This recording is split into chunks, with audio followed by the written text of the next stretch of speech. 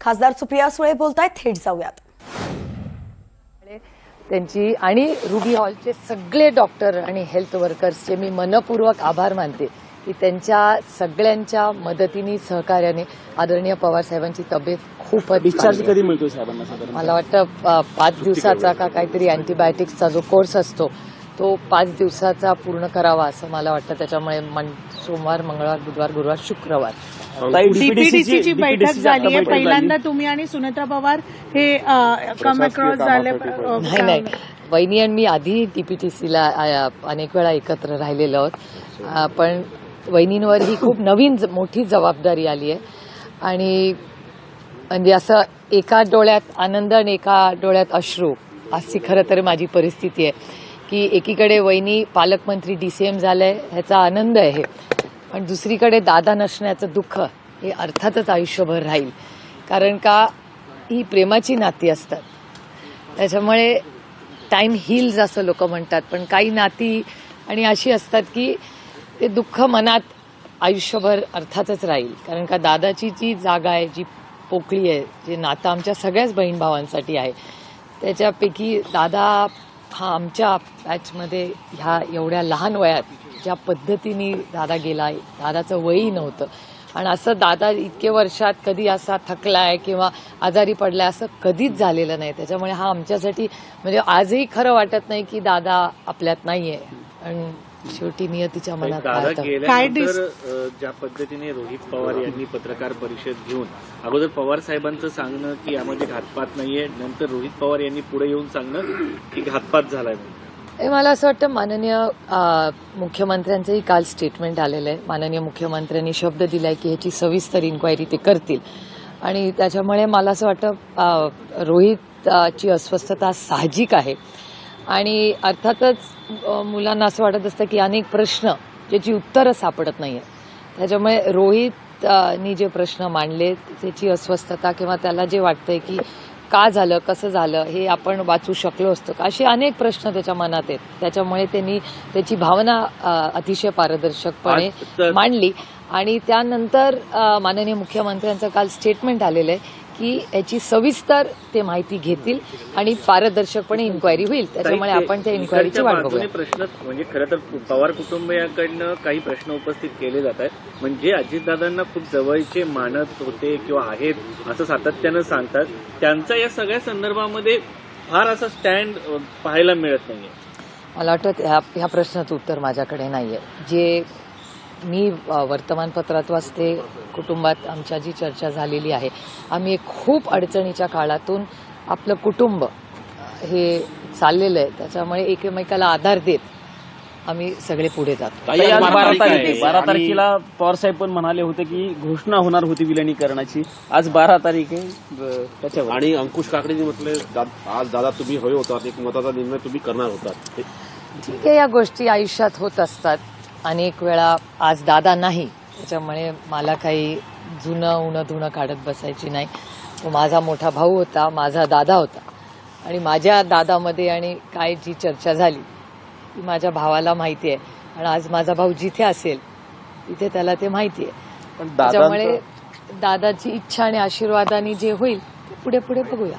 आज डिस्कशन काय झालं? राजकीय पक्ष आहे, त्या पक्षाच्या पदाधिकाऱ्यांनी एक प्रकारे अप्रत्यक्षरित्या असं सांगूनच टाकलेलं आहे की दादांसोबत जी काही चर्चा झाली ती चर्चा राहिली, पण आता पक्ष आमच्याकडे आहे आणि असं निर्णय आता आम्हाला घ्यायचा. आमचा पक्ष वेगळा आहे. प्रत्येकाला बघा, ही लोकशाही आहे, प्रत्येकाला बोलायचा अधिकार आहे. मी सीमेत बोलते जे माझा आणि माझ्या भावाच्या नात्यातलं आहे. मला दादा जे बोलला होता, माझं दादाशी जे बोलणं झालं होतं ते माझ्या आणि माझ्या भावामध्ये आहे. आज माझा भाऊ नाहीये. कुठला पक्ष कुठे म्हणजे एकत्र होईल, कशामध्ये येईल असा थेट सवाल सुनील तटकरे यांनी विचारला. त्यांचं म्हणणं की विलिनीकरण होणार होतं, तर मग कुठल्या पक्षाचं कुठे? आणि तुम्ही NDA जॉईन करणारे होते का? ही लोकशाही आहे, प्रत्येकाला बोलायचा अधिकार आहे आणि बऱ्याच लोकांना बऱ्याच गोष्टी माहिती आहे, पण अनेक वेळा लोकांना आवडत नाही मी हे बोललेलं.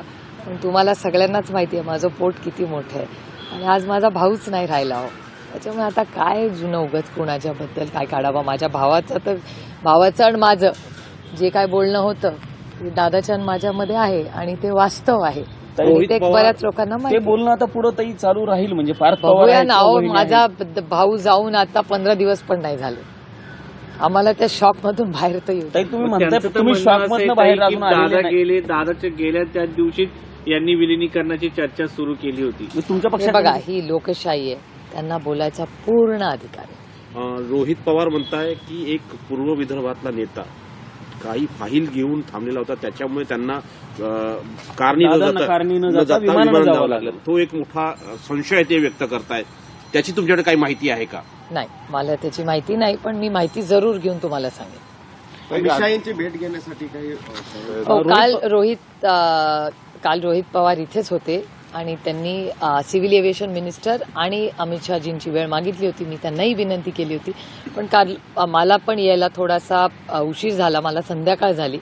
त्याच्यामुळे काल मी ईमेलही केला होता त्यांच्या ऑफिसला की रोहितची इच्छा होती की त्या दोघांनाही जाऊन विनंती करावी ह्या सगळ्याची. पण आज रोहित आता मुंबईला का पुण्याला गेलेला आहे, त्यामुळे परत तो दिल्लीला येईल तेव्हा परत मी विनंती करेन. अमित शहा आणि नरेंद्र मोदींनी आणि इतर सर्व नेत्यांनी कुटुंब म्हणून काय भावना व्यक्त केल्या आहेत तुमच्यासोबत? एक तर माननीय मोदीजींचे फोनही आलेले आहेत. आदरणीय पवार साहेब जेव्हा हॉस्पिटलमध्ये होते तेव्हाही मोदीजींचा, सोनियाजींचा, राजनाथ सिंगजींचा, राहुलजी, प्रियांकाजी, म्हणजे ओमर अब्दुल्ला, अनेक आदरणीय पवार साहेबांवर प्रेम करणारे अनेक लोकांच्या शुभेच्छा आणि गेट वेल सूनचे फोन आले.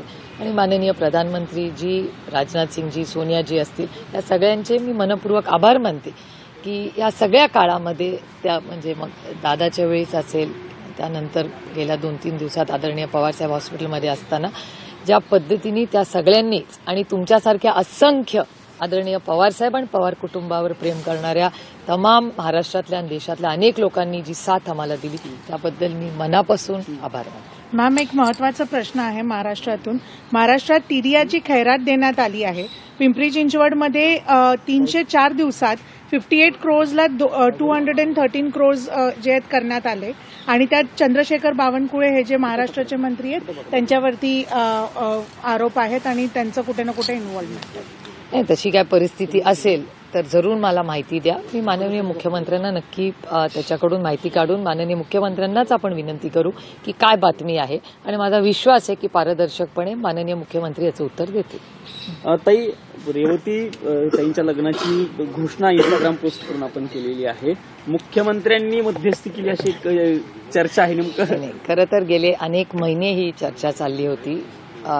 रेवती आणि सारंग हे गेले जवळपास वर्षभर एकमेकाला ओळखतात आणि माझं भाग्य आहे की माझे सगळेच भाऊ, म्हणजे मला 6 भाऊ आहेत, त्या 6ही भावांनी या नात्याला आशीर्वाद दिलेला आहे. त्यामुळे मी माझं भाग्य समते की दादा असतानाच हे लग्न ठरलं होतं. खरं तर दुर्दैव हे दादा आमच्यातून 28 तारखेलाच गेला, नाही तर ही अनाउन्समेंट सगळी फॅमिलीच 30 तारखेला करणार होती. त्यामुळे एकाच गोष्टीचं मनापासून समाधान आहे की दादाच्या आशीर्वादानेच हे लग्न ठरलं. एक तो प्रश्न असा, राजकीय तुम्ही बोलणं टाळताय पण तुम्ही शेवटी एक कुटुंब देखील आहात आणि जेव्हा दादांसोबतच्या ज्या काही राजकीय चर्चा सुरू होत्या त्या स्वाभाविक कुटुंब म्हणूनही एकत्र येण्याबाबतच्या आणि तशा होत्या. मग आज तुम्हाला काहीच वाईट कसं वाटत नाही ज्यावेळी अशा प्रकारे जर थेट शब्द फिरवला गेला असेल? लोकशाही आहे, प्रत्येकाला बोलायचा अधिकार आहे. आणि मी तुम्हाला आधीही म्हणले की आमची सगळी चर्चा ही दादाच बरोबर झाली होती आणि अनेक लोकांना ती माहिती होती. पण आता उणीधुणी कशाला काढायची? आता दादाच नाही राहिला तर आता कशाला? आणि आम्ही त्या दुःखातूनच असून बाहेरही पडलेलो नाही हो. त्याच्यामुळे हे सगळे विषय आता कुठे काढत बसायचे. आणि मला असं वाटतं की आज देशासमोरही, म्हणजे एकीकडे आमचं फॅमिलीचं आम्हाला दुःख आणि दुसरीकडे राज्यासमोर, देशासमोर तुमच्याच चॅनलवरही तुम्ही सगळे रेग्युलर रिपोर्टिंग करतायत की राज्यात खूप आत्महत्या वाढलेल्या आहेत. ट्रेड डीलमध्ये पुढे नक्की काय परिस्थिती होणार आहे ह्याच्यात क्लॅरिटी नाही. काल आपण सगळ्यांनी जर निर्मलाजींचं भाषणही ऐकलं असेल, त्याच्यात सेस असेल, डेव्होल्युशन टॅक्स असेल, याच्यावर अनेक उलटसुलट गोष्टी येत आहेत. अनेक राज्यांची मतं वेगळी आहेत. 16 फायनान्स कमिशन सुरू होतं आहे. त्यामुळे खूप मोठी आव्हानं, जबाबदाऱ्या ही तुम्ही पत्रकार म्हणून आणि आम्ही लोकप्रतिनिधी म्हणून आपल्या सगळ्यांवरच आहे. आज योगायोगाने सकाळी डीपीडीसी झाली, त्याच्या पुढे आता महाराष्ट्राच्या बजेटमध्ये काय होतंय, अनेक पेमेंट्स वेळेवर होत नाही आहेत. त्यामुळे अशी अनेक आर्थिक परिस्थिती आणि पुढे होणारे या नक्की ट्रेड डीलमधून भारताच्या पदरात काय पडणार आहे ह्याच्यात अजून क्लॅरिटी आली नाही. सरकार तर खासदार सुप्रिया सुळेंचे सगळेच महत्त्वाचे मुद्दे पुढेही सविस्तरपणे जाणून घ्यायचेच आहेत.